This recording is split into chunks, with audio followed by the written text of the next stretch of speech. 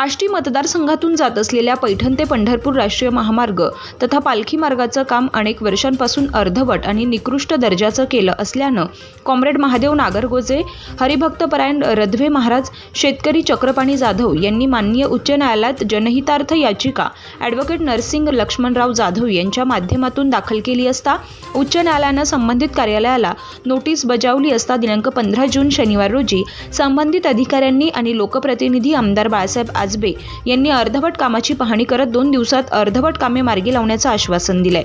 मात्र संबंधित प्रकरणात अनेकदा आंदोलन, रस्ता रोको केल्यानंतर सुद्धा प्रशासनाला जाग आली नाही, तर माननीय उच्च न्यायालयाची नोटीस बजावल्यानंतर जाग आल्यानं पालखी मार्गाचं अर्धवट काम मार्गी लागणार असल्याचं ॲडव्होकेट नरसिंग जाधव आणि कॉम्रेड महादेव नागरगोजे यांनी जेएस न्यूजशी संवाद साधताना केली आहे।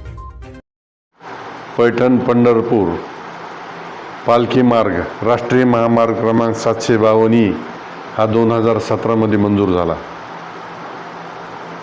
सदरील पालखी महामार्ग हा पैठण येथून मुंगी बोदेगाव, घोणस पारगाव, उखंडा चकला, मीड सांगवी, शिरूर कासार, राक्षस भुवन, खोल्याची वाडी, खारेगाव, डोंगरकिनी, चुंबळी, पाटोदा, पारगाव घुमरा, दिघोळ इथपर्यंत आहे व नंतर पुढं तो नगर जिल्ह्यामध्ये खर्ड्याच्या पुढं पंढरपूरला जातो। सदरील राष्ट्रीय महामार्ग आज 7 वर्षापासून त्याचं काम सुरू झालं आहे। 75% काम झाले, पण 25% काम आज राहिलेले, पण विविध ठिकाणी त्याचे तुकडे तुकडे असल्यामुळं तो काम अनेक ठिकाणी बंद पडल्यामुळं घाटामध्ये ॲक्सिडेंट होतात आणि याचं हे व्हावं, काम व्हावं रोडचं, म्हणून आमचे कॉम्रेड महादेव नागरगोजे याने अनेक वेळा मोर्चे काढले। त्यानंतर अनेक वेळा या ठिकाणी नागरिकांनी देखील मागणी केली। पाटोदा शहर असो, त्यानंतर डोंगरकिनी असो, डोंगरकनीचा त्या ठिकाणी घाट असो, हे निकृष्ट काही ठिकाणी निकृष्ट दर्जाची कामं देखील झालेली आहेत। म्हणून शेवटी कॉम्रेड महादेव नागरगोजे, हरिभक्तपरायण रधवे बापू व शेतकरी चक्रपाणी जाधव यांच्यामार्फत आम्ही माननीय उच्च न्यायालयामध्ये जनहितार्थ याचिका दाखल केलेली आहे। सदरील जनहित याचिकेमध्ये केंद्र सरकार, राज्य सरकार, राष्ट्रीय महामार्गाच्या सर्व अथॉरिटीज यांना आम्ही पार्टी केलेला आहे आणि सदरील प्रकरणामध्ये माननीय उच्च न्यायालयाने सदरील याचिका जनहितार्थ याचिका म्हणून दाखल करून घेतलेली आहे व सर्वांना त्यामध्ये नोटिसा काढलेल्या आहेत। सदरील याचिका यापूर्वी 2 वेळेस त्याची सुनावणी झालेली आहे व आता 2 जुलैला त्या याचिकेची सुनावणी ठेवलेली आहे। आज आम्ही प्रत्यक्ष या सर्व गावामध्ये जाऊन त्या गावातील लोकांच्या भेटी घेतल्या आणि प्रत्यक्ष रोडची अवस्था, घाटाची अवस्था त्या ठिकाणी पाहिली। माझ्याबरोबर कॉम्रेड महादेव नागरगोजे तसेच आमचे इतर सहकारी देखील त्या ठिकाणी दौऱ्यामध्ये होते। गेल्या 8 दिवसापासून आम्ही अनेक गावाला त्या ठिकाणी भेटी दिलेल्या आहेत आणि आज आम्ही पाहिलं की संबंधित अधिकारी व लोकप्रतिनिधी आज त्या ठिकाणी हे कामाची पाहणी करायला आले होते। ठीक आहे, काही हरकत असताना शेवटी लोकांची कामं व्हावीत, रस्त्याचं काम व्हावं, ज्यांच्या खऱ्याच जमिनी त्याच्यामध्ये गेलेल्या आहेत त्या शेतकऱ्यांना त्याचा मुआवजा मिळावा, याच्यासाठी हा आम्ही लढा सुरू केलेला आहे।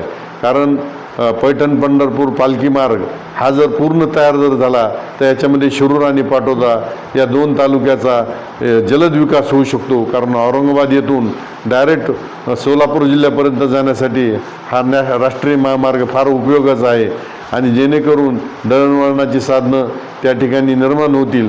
परंतु आमच्या पाटोदा आणि शिरूरचं असं दुर्दैव आहे की फक्त 18 महिन्याचा काळ जर सोडला तर आमच्या पाटोदा आणि शिरूरला आत्तापर्यंत लोकप्रतिनिधी म्हणजे आमदार मिळालेला नाही।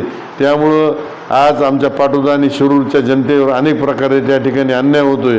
म्हणून आम्ही आज या ठिकाणी ही रस्त्याची जनहितार्थ याचिका त्या ठिकाणी दाखल केलेली आहे आणि त्या अनुषंगाने आमचे कॉम्रेड महादेव नागरगोजे जे अनेक लढ्यामध्ये त्या ठिकाणी काम करतात। आज त्यांचं एवढं प्रचंड म्हणजे एक 70 पेक्षा जास्त त्यांचं वय झालेलं असताना देखील आज त्यांना चालायला देखील त्रास होतो।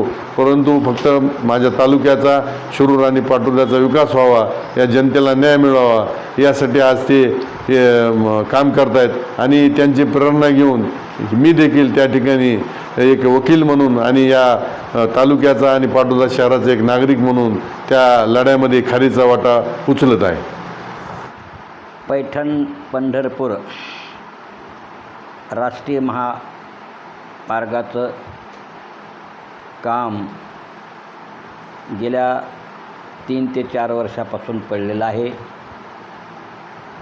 या एवढ्या मोठ्या रोडचं काम फक्त पूर्ण कामापैकी 75% काम झालेलं असून झालेलं काम हे सुद्धा अत्यंत निकृष्ट दर्जाचं आहे आणि 25% काम अजून तसंच आहे. अनेक ठिकाणी खड्डे आहेत, पावसाळ्यात पाण्याचे ढोस असतात, रहदारी करता म्हणून लोकांना वाहन चालकांना फार मोठा त्रास होतो. या सगळ्या प्रश्नाचा विचार करून गेल्या 2 वर्षापासून सातत्यानं शासनाच्या आणि गुत्तेदाराच्या काम न केल्यामुळं सातत्यानं संघर्ष केले, मोर्चे केले, आंदोलनं केली, रस्ता रोको केले आणि तरीही या सगळ्या व्यवस्थेमध्ये हे सगळं करून यांच्यामध्ये काही फरक पडला नाही. फक्त चोंबळी फाट्यावरचं तेवढं काम चांगलं झालेलं आहे. नंतर मात्र ह्या कामाचं पूर्णत्वाकडे नेण्याकरता म्हणून आपल्या ॲडव्होकेट नरसिंगराव जाधव हे औरंगाबाद हायकोर्टामध्ये वकील आहेत.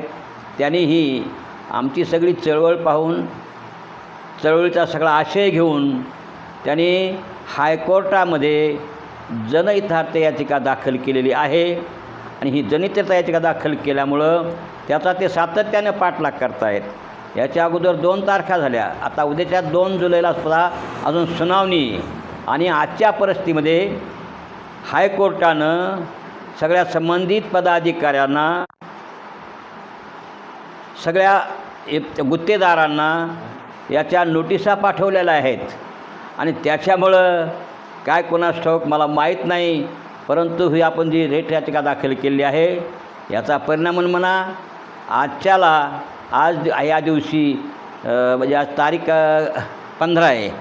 या 15 तारखेला या आष्टी पाटोदा शिरूरचे आमदार बाळासाहेब आजबे काका, या मराठवाडा विभागाचे AC साहेब, शेलार साहेब, गुत्तेदार यांचा सकाळपासून शिरूरपासून दौरा सुरू झाला आणि ते प्रत्येक ठिकाणी त्या कामाची पाहणी करतायत. परंतु लोकांमध्ये ह्यांच्याविषयी असणारी एवढी सहानुभूती नाही आहे. कारण लोक जवळजवळ 3-4 वर्षापासून सातत्याने पिंजरे गेलीत. लोकाला मावेजा नाही म्हणजे किती हा गलथानपणाचा कारभार आहे. हा सगळा विचार करून येत्या काही दिवसामध्ये, खरं तर आज आमदार साहेब बोलले, अधिकारी बोलले की आम्ही आता 2 दिवसामध्ये काम सुरू करतो आहोत, परंतु ह्यांचंही काही आता सत्यता वाटत नाही आहे.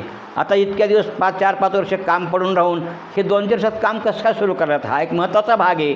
आणि म्हणूनसाठी आपण या रस्त्याचा, या राष्ट्रीय महामार्गाचं काम पूर्णतः जावं म्हणून आम्ही आमचा हे चळवळ, हे काम वकील साहेबांना आम्ही सातत्याने करत आहोत. आम्ही करत राहणार. जोपर्यंत काम पूर्ण होत नाही तोपर्यंत आमची ही चळवळ चालू राहील, असं इतकं या ठिकाणी मी माझं मत व्यक्त करतो. नमस्कार.